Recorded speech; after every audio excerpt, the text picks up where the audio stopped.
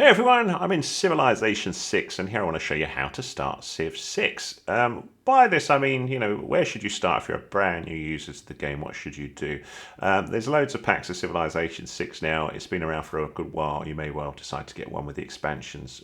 One thing I would say is this game is huge, it's very complicated, there's loads of different options and gameplays and things like that, but it's quite overwhelming at first. So on the core area, when you start, there is the tutorial section. If you start this, it will jump you into a nice tutorial. So you can see we can play as Cleopatra or Gilgamesh, and it will help you, go through and learn the basics about the game. I'm going to assume you're going to go through that. That's going to really mean that I'm going to tell you to suck eggs if we go through that tutorial. So I'm not going to go through it. I'm just going to point out there is a tutorial there. The second thing I want to point out before you start the game are game options. So in here there are some useful things that you can look at if you find the gameplay a bit sort of long-winded. And that is the idea of quick combat and quick movement. So whilst it's really interesting to look at initially, you see little battles going on between your little units and walking along and stuff. It does delay the game, and when you're dealing with lots of units, you may just want to go, stop that, just enable quick movement, quick combat for me, and that's just going to make things faster for me. So I just want to point that out for you that it's there.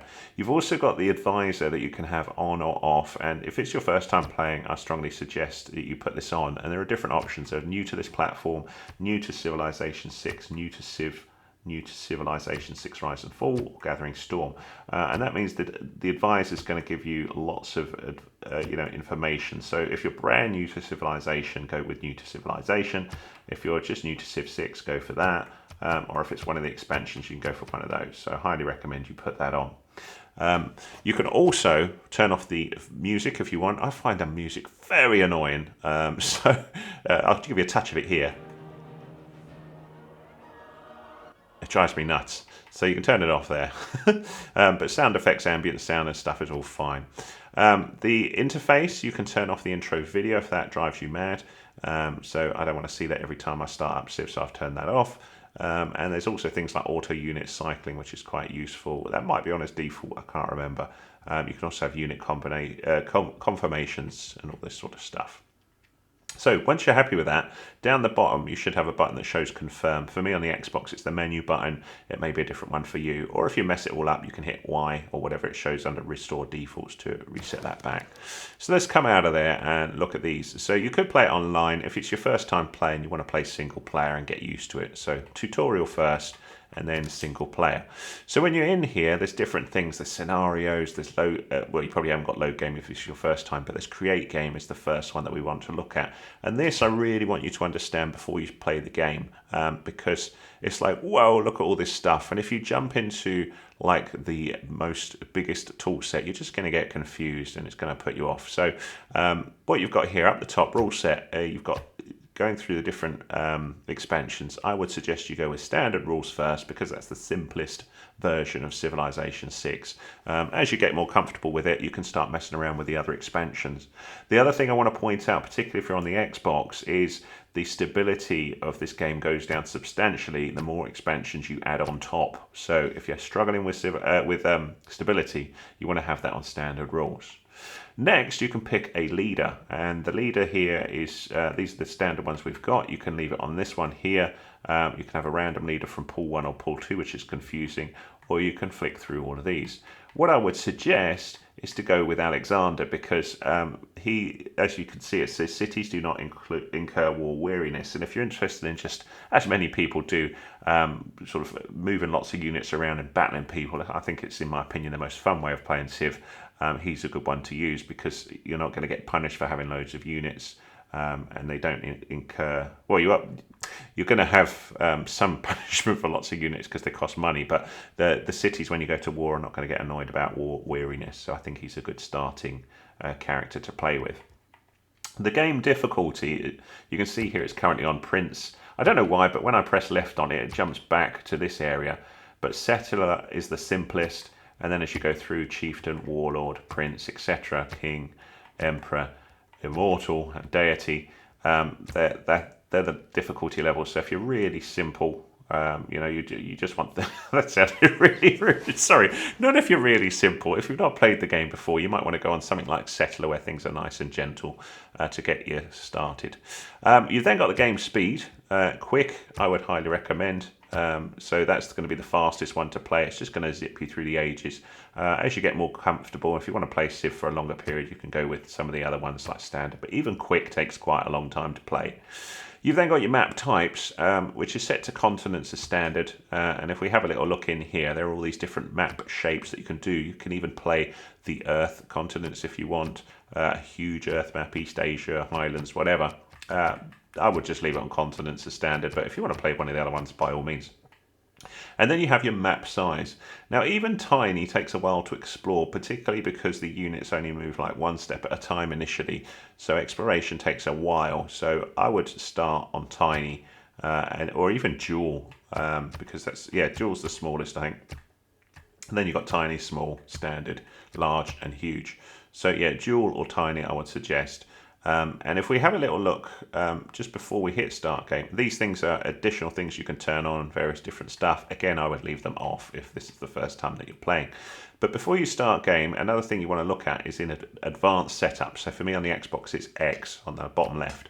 So if we have a little look in here, there are loads of other things that you can turn on or off. Now, one thing I want to point out is city states. These confuse the heck out of me because I'd never seen them in Civ before. I've played previous ones. I think Civ 5 was the last Civ I played before this one. I don't think they were in there, but maybe they were. It was a long time ago I played it.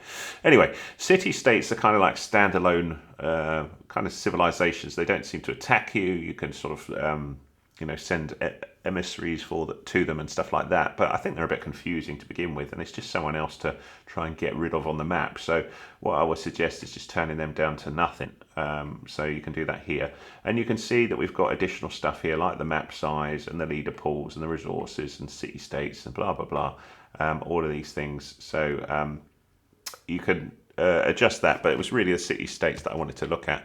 The next one, so I'm tabbing over with LB and RB, and the victory conditions here. What I want to point out is these are different ways you can win civilizations. So you can win it as a culture victory, where you try and influence other cities with your cool stuff that you make in your cities, and people want to join your civilization because you're very cultured. Domination is you're just a military lunatic and you just go and attack everybody and take them over. That's my favourite one. Not that I'm a crazy person, but I just find it more fun just to try and take over everybody rather than spend time faffing around with culture. Religious is you can spread your own religions that you find. Science is become the most advanced civilization with stuff that you research, and score is the overall score that you do. So you're going to have all of these on, but if you want to keep life simple to begin with, I would turn these ones off. Maybe that one is. No, keep that one off as well, and just say that you want to battle and sort of own the map. And I think that's a good way of starting out on Civ, just to get used to it. You can by all means have the other ones on, but at least this one you're not going to be worried. You're setting your objective, what you want to learn about, what you want to dominate, which is funny enough domination. So you're going to work on military units and just try and annihilate the enemies or the other civilizations in the game. But if you want to be more peaceful, you could by all means put any of these on, or you could even turn domination off if you're not interested in the military thing. The game options, we went through a little bit about that. You've got different rules depending on the expansions. Again, keep it on the standard ones. So you can also start in different eras, but I would suggest going through the whole game, start in the ancient era, and that's it. The other thing you can have, let me see here, barbarians. Barbarians are annoying as heck.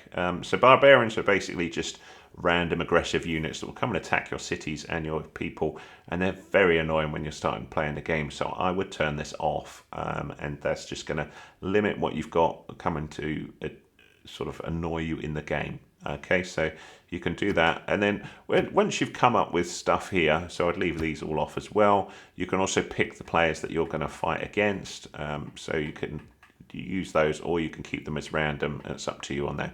But when you're happy with everything, you can save the configuration so you can use it in future, or you can just start the game. So it's up to you there. But that's it really. That's all I wanted to show you, is how to start Civ 6. So hopefully that's been useful to you. If it is, give us a thumbs up, please. That's much appreciated.